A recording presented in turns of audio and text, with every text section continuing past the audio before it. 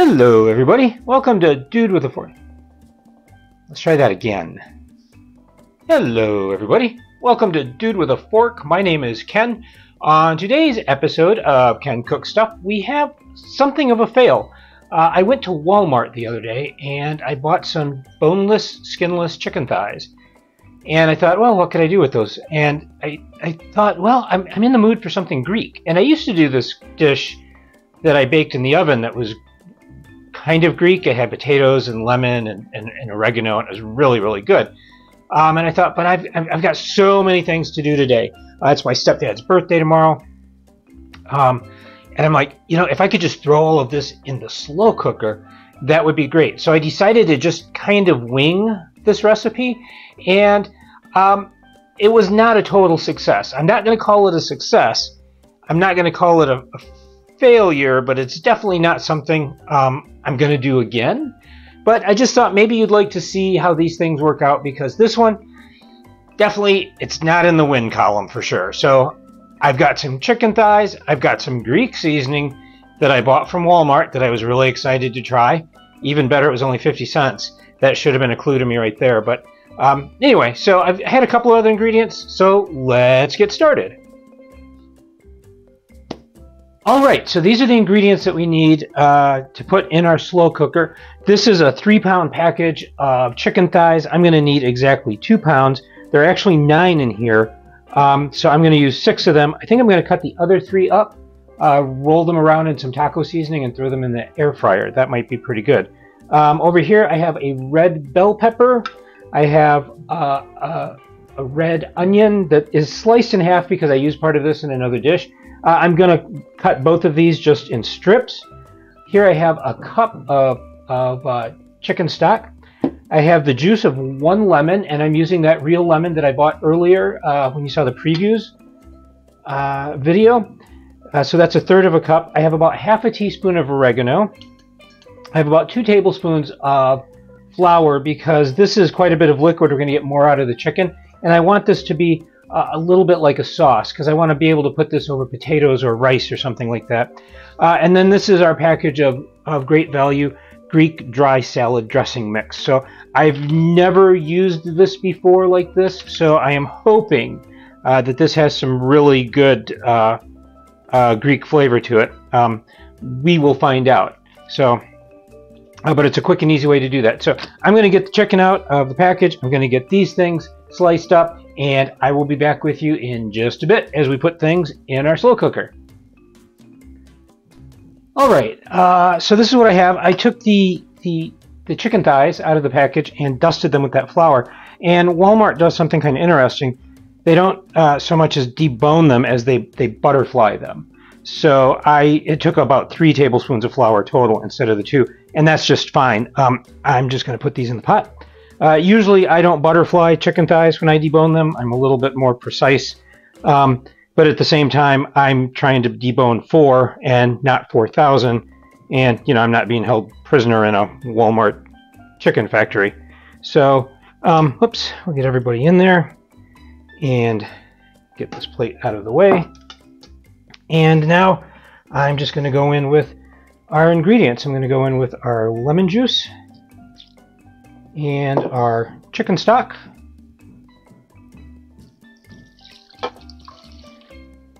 And then over that, I will sprinkle our Greek salad dressing mix. And I will check this in about 2 hours. I'm going to cook it on high. And then our basil.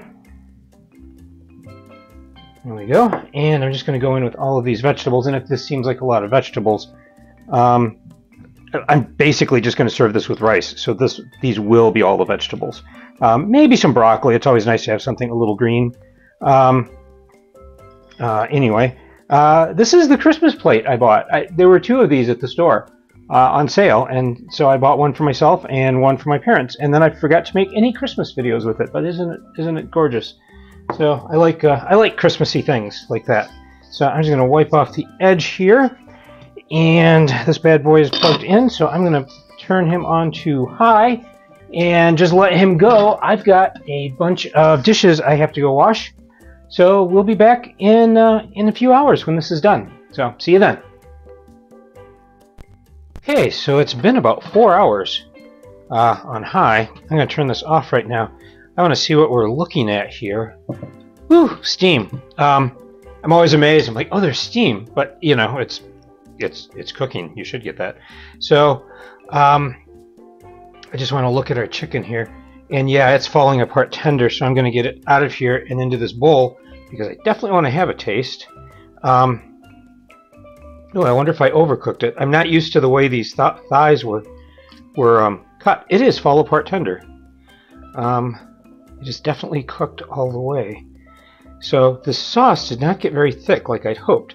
But I went for a walk, and walks are a great way to think about things.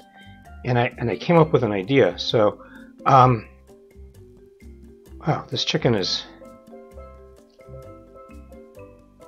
much faster than I thought it would. So that's okay. You know it's tender, and you know it's moist because it's basically just been braising away here. Is that all of it? There's one more piece. Okay, so the vegetables are looking good. They're not like super soft, but they're not still firm. So I kind of had my doubts when I saw them sitting there on top.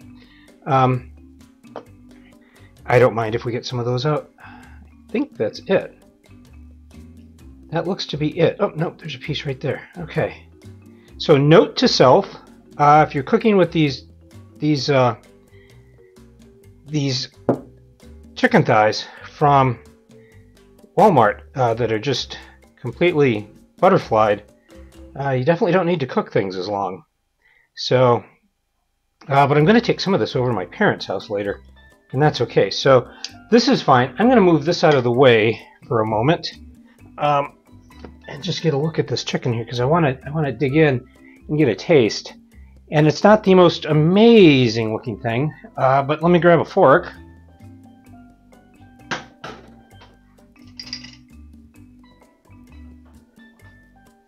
And I don't think I'm going to need a knife on this. So here's a piece sitting here. See how much Greek flavor it has. I kind of have my doubts about that dressing mix, but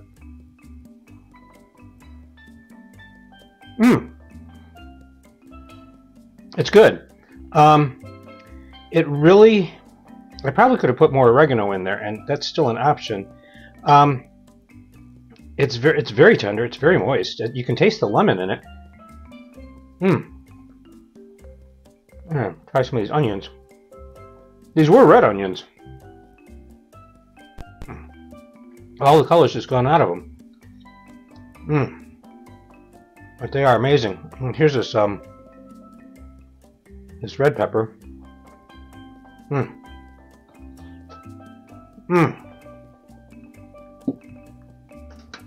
So good. Now I was hoping that this would be a little bit thicker. Let me back you off a little bit. Oh, other way. I always do that. So I've got a plan for this. So I'll be right back.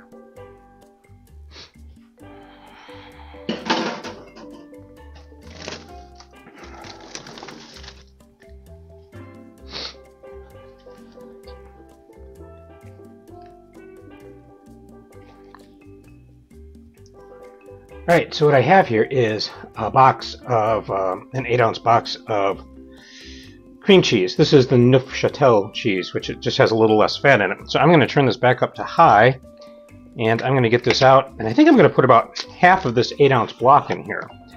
So, there's no easy way to do this. So I've got to get this open. There we go. And of course, the two things I need for this are a knife to cut part of this off and a spoon to stir things up with.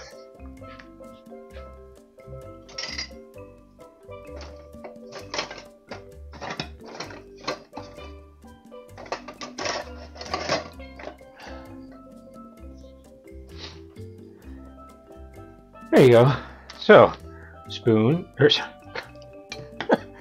knife, spoon. The one thing we're missing is brain. So yeah, when people ask me what my hobbies are, I say, yeah, I make really terrible cooking videos for YouTube because I'm never prepared and I can't remember what anything is called.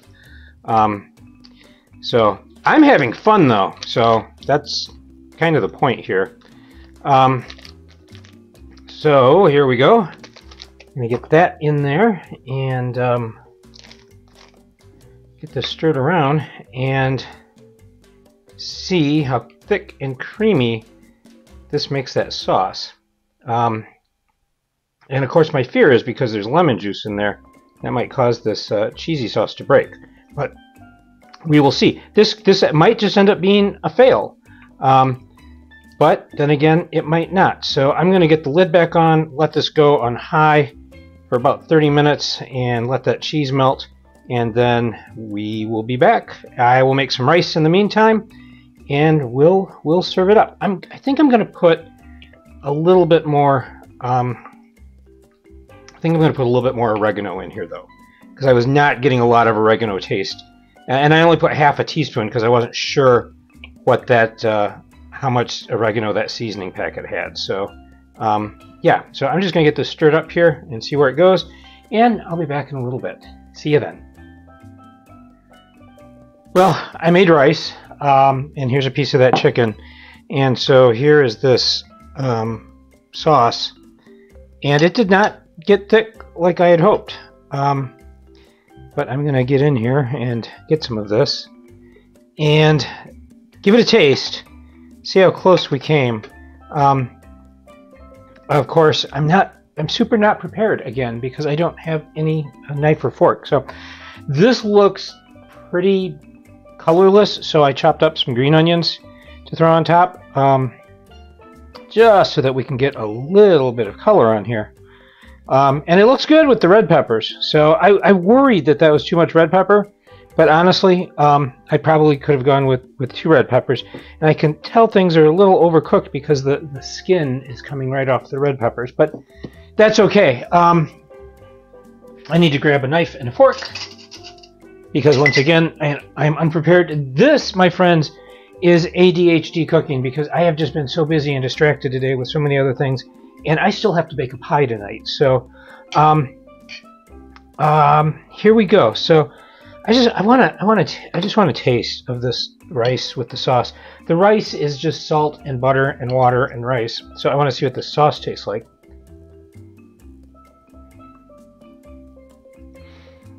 It's not bad. The sauce did not get thick like I had hoped at all.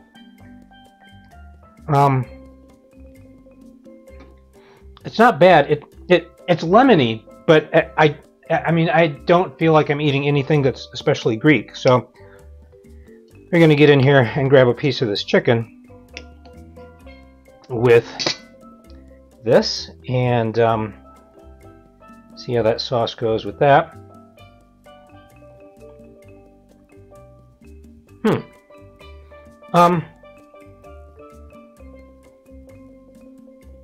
It's good. It's nothing to write home about.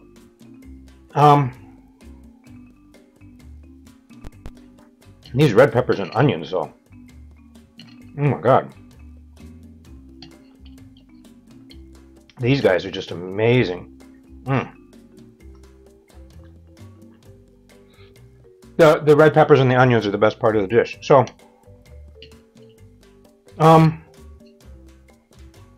yeah. I'm going to call this one a fail for a few different reasons.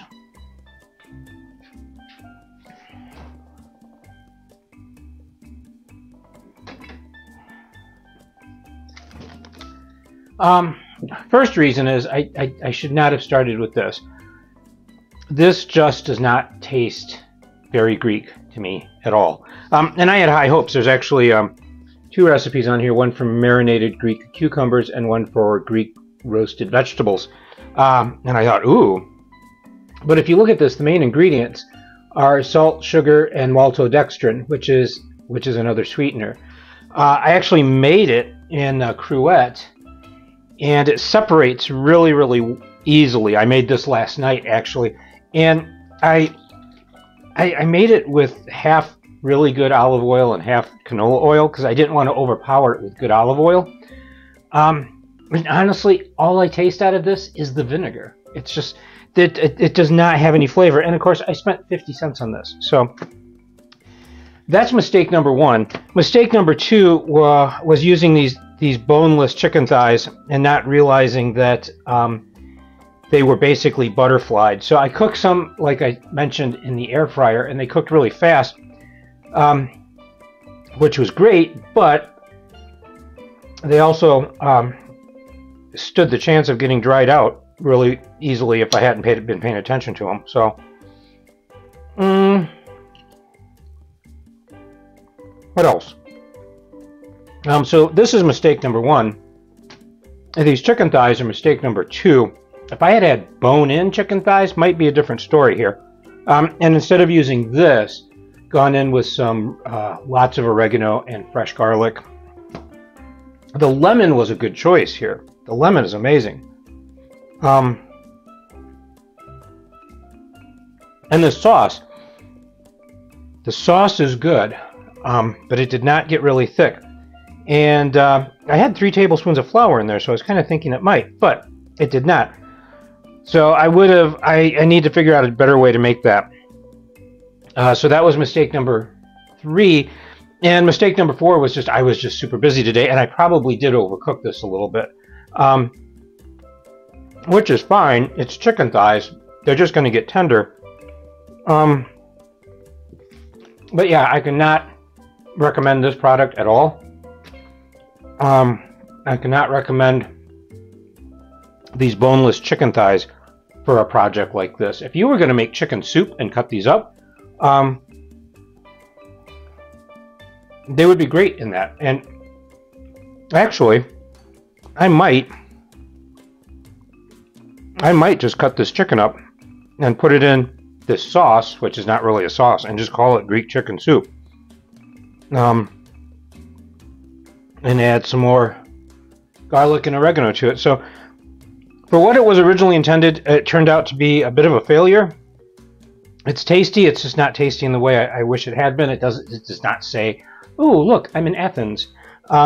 It doesn't even say I'm in Athens, Georgia, to be honest with you. Southern food, it tastes far better than this.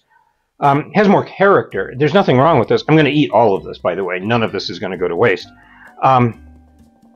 But yeah, sometimes you have an idea and it does not turn out the way you think, and it's because I'm using the wrong ingredients, or I'm using the right ingredient in the wrong way. So I'll figure something out with this. I'm going to eat it. I've got lunches all week that I need to take care of, and breakfast, so it won't go to waste, but not something I'm going to serve to my family. Nope, sorry.